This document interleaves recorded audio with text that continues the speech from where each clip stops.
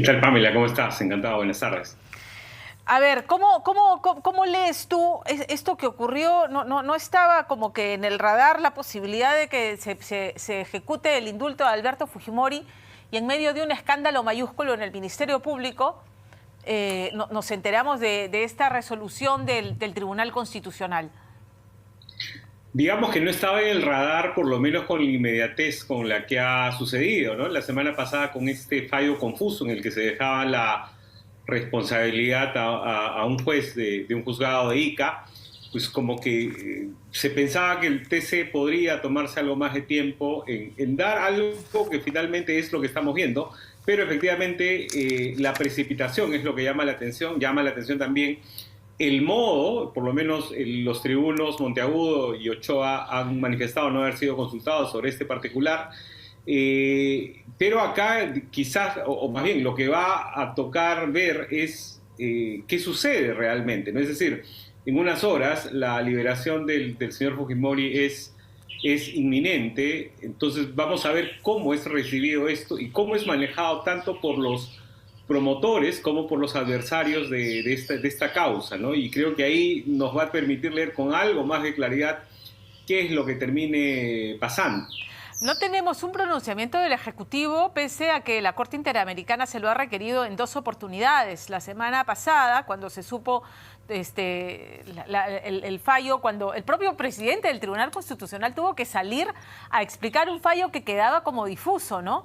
Sí, y ahí estábamos en esta situación extraña que al TC se le había pedido una aclaración y terminaba con un pronunciamiento algo enredado, ¿no? Efectivamente el Ejecutivo todavía no se ha manifestado, o más bien lo había hecho cuando se supo lo que dijo el TC a primeras horas de la tarde de ayer, pero no lo hizo luego de que la Corte por la noche dijera llamar al Estado a abstenerse de aplicar. Entiendo que hay una reunión en estos momentos, pero efectivamente creo que Cancillería, ya mirando al frente internacional, le va a tocar explicar la determinación que finalmente se tome, ¿no?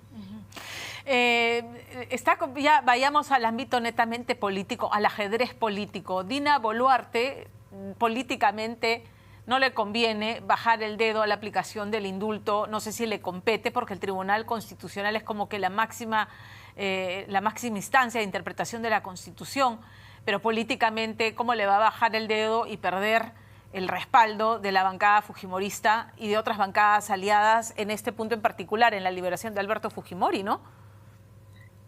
Bueno, creo que efectivamente al Ejecutivo lo que le corresponde es cumplir con, está digamos entre dos fuegos, ¿no? Entre o cumple lo que el TC dice o cumple lo que la Corte Interamericana dice. En ambos casos va a tener que explicar su decisión. Yo me inclino a pensar que va a optar por lo primero, por seguir lo que el TC ha dictado. Bajo el argumento de que no podemos ir en contra de lo que el máximo intérprete de la Constitución establece. No estoy actuando constitucionalmente, pero ¿qué pasa con la instancia supranacional? Claro, ahí va a tocar ver, efectivamente, vamos a ver qué acción. Yo, la verdad, este es un debate más jurídico, claro, y hemos escuchado a ambas posiciones, ¿no? Posiciones como la de Domingo García de la UNDE, que prácticamente dice que la no aplicación de esto no va a pasar nada, y más bien otras posiciones que dicen lo contrario. Entonces, la verdad, haga lo que haga el Ejecutivo, va a tener que hilar fino y explicar dentro y fuera del país por qué obra de la manera en que obra. El fujimorismo, para bien o para mal, lo decía el domingo, en día de el fujimorismo se ha convertido en una fuerza política gravitante que en momentos políticamente gravitantes ha inclinado el fiel de la balanza, lo sigue siendo. Keiko Fujimori afronta ahora mismo ya el inicio del juicio oral, en su caso por el caso Cócteles, y hoy Alberto Fujimori recuperará su libertad. ¿Qué podemos esperar de esta fuerza política? ¿Qué va a pasar con el líder histórico ya libre? ¿Qué va a pasar con Keiko, que afronta un juicio oral que puede demorar y que la va a alcanzar al 2026? y con Kenji Fujimori, que es el quien promovió inicialmente el tema del indulto, ¿no? Todo se origina en esa alianza política con Pedro Pablo Kuczynski.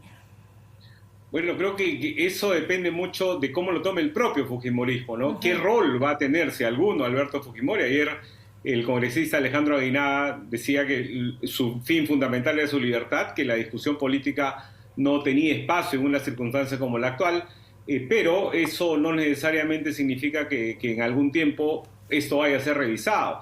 Entonces va a depender mucho del rol que se le asigna, si alguno, va a depender mucho si esto se toma como una celebración o más bien como un alivio de algo que el fujimorismo durante mucho tiempo ha estado luchando. Sin embargo, no había sido, por lo menos, el eje de accionar del fujimorismo, por lo menos desde el año 16, 17. De hecho, recordemos que la caída cuando se dio el indulto por parte de Kuczynski a Fujimori no fue algo recibido con gran beneplácito por Keiko Fujimori, entonces lideresa la oposición. Entonces yo diría que el rol de Alberto Fujimori no ha sido el eje de Fuerza Popular, pero ya con esa inminencia, pues vamos a ver cómo se reacomoda esto, y si más bien es una ocasión para crecer políticamente, para ir más allá de lo que ha sido regularmente su punto duro, o si más bien termina aislándolo más, ¿no?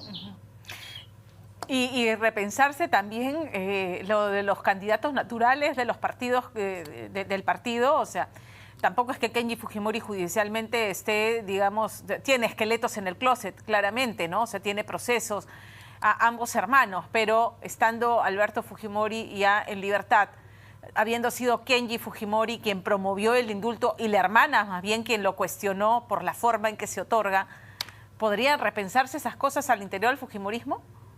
Mira, seguramente, pero yo la verdad entiendo que Kenji Fujimori está totalmente retirado. Apartado de la política, de momento.